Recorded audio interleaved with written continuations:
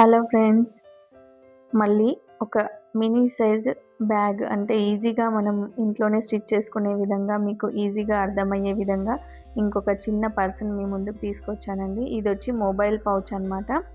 దీనికి ముందర ఒక జిప్ వస్తుంది. మనము కాయిన్స్, ఏవైనా కీస్, కీ చైన్స్, అట్లా కార్డ్స్ ఏవైనా పెట్టుకోవడానికి వీలుగా ఉంటుంది. అలాగే పైన వచ్చిన జిప్ మనం మొబైల్ పెట్టుకోవడానికి ఉంటుంది. దీనికి నేను పెద్దగా హ్యాండిల్ అనేది ఇచ్చాననమాట. అది ఎట్లా అంటే మనం భుజానికి వేసుకొని వెళ్ళడానికి చాలా కన్వీనియంట్గా ఉంటుంది.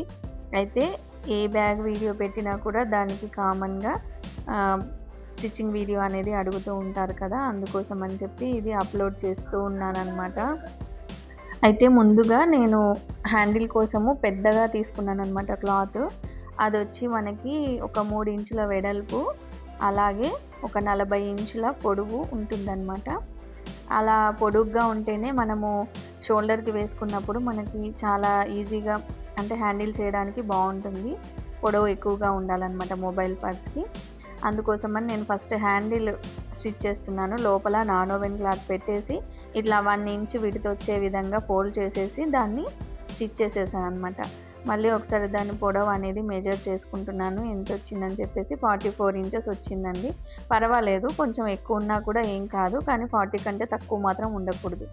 అయితే దీనికోసం అని చెప్పి నేను లైనింగ్ కోసం 2 పీసులు, మెయిన్ ఫ్యాబ్రిక్ 2 పీసులు, అలాగే మన లోపల పెట్టడానికి ఫామ్ షీట్ 2 పీసులు తీసుకున్నాను. ఇది పొడవు వచ్చి 8 ఇంచులు, వీటికి వచ్చి 5.5 ఇంచులు తీసుకున్నాను అనమాట. అయితే అందులోని ఒక పార్ట్ని తీసుకొని, అంటే ఇవి 3 ముందే జాయిన్ చేసేసాను. అందులోంచి ఒక పార్ట్ తీసుకొని దాంట్లో పైనుంచి ఒక 1.5 ఇంచ్కి మార్కింగ్ చేసుకొని ఆ ముక్కని కట్ చేశాను అనమాట. ఎందుకంటే ఇది మనకు చిన్న పాకెట్ కోసం అని చెప్పి ముందు అనుకున్నాం కదా, దాని గురించి అని చెప్పేసి కట్ చేశాను అనమాట. అక్కడ మనము జిప్ని యాడ్ చేస్తున్నాను నేను. ఆ జిప్ కుట్టిన తర్వాత మళ్ళీ రివర్స్లో తిప్పేసి పైనుంచి టాప్ స్టిచ్ అనేది వేసుకోవాలి. మనం ఏ బ్యాగ్ కుట్టినా కూడా పైనుంచి టాప్ స్టిచ్ అనేది వేసుకుంటేనే ఫినిషింగ్ చూడడానికి చాలా బాగుంటుంది. తర్వాత నేను ఇంకొక వైపు ఆ కట్ చేసిన పీస్ అనేది జాయిన్ చేశాను. అలాగే దాంతోపాటు ఇంకొక లైనింగ్ పీస్ అనేది తీసుకున్నాను. ఎందుకంటే మనకి ఇది పాకెట్ లాగా రెడీ చేస్తున్నాం కదా, పాకెట్కి సపరేట్గా లైనింగ్ కావాలి కాబట్టి ఎక్స్ట్రా పీస్ అనేది తీసుకున్నాను అనమాట. తీసుకొని దాన్ని జాయిన్ చేసి మళ్ళీ రివర్స్ తిప్పుకొని పైనుంచి టాప్ స్టిచ్ అనేది వేసేసాను.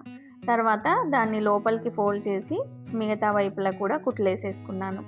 తర్వాత పైన ఇంకొక మెయిన్ జిప్ కావాలి కదా మనకి, దానికోసం అని చెప్పి ఇక్కడ మళ్ళీ జిప్ అటాచ్ చేశాను.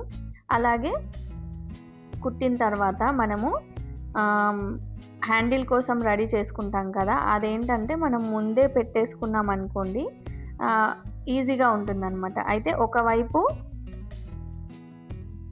ఒక కార్నర్కి పెట్టాను, రెండవ వైపు రెండవ కార్నర్కి పెడుతున్నాను. చూడండి, ఉల్టా సీదా చూసుకొని పెట్టుకోవాలి ఇది. ఎందుకంటే 2 ఒకే వైపున పెడితే మనకి హ్యాండిల్ చేసేటప్పుడు కొంచెం అటు ఇటు కదిలిపోయే ఛాన్స్ ఉంటుంది. కాబట్టి నేను ఒక హ్యాండిల్ ఇటువైపు, ఒక హ్యాండిల్ అటువైపు జాయిన్ చేసుకుంటున్నాను. చూడండి, మీకు వీడియోలో చూస్తేనే క్లారిటీగా అర్థమవుతుంది, స్కిప్ చేయకుండా చూడండి.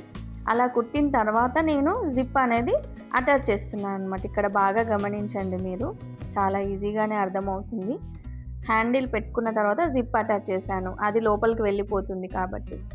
తర్వాత రెండో వైపు కూడా తిప్పేసుకొని పైనుంచి టాప్ స్టిచ్ వేసుకున్నాను. ఆ తర్వాత మనము రన్నర్ అనేది ఎక్కించుకోవాలి. ఈ రన్నర్ వీడియో కూడా మన దాంట్లో ఉందండి ఛానల్లో.